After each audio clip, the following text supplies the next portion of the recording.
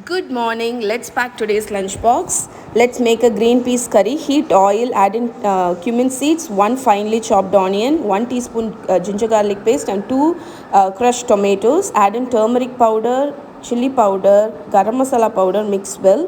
Now add in frozen peas. I'm using frozen peas and mix it for 2 minutes. Add salt and coconut milk. Cover and cook for 5 minutes. That's it. Your simple green peas curry is done.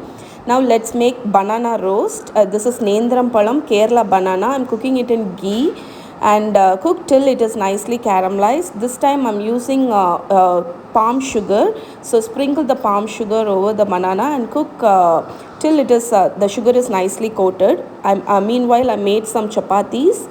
So let's pack the lunchbox. It's chapati, green peas curry, cucumber, and banana roast in snacks box. This is what I packed in my kids lunchbox today. Hope you like this video. See you tomorrow. Bye bye.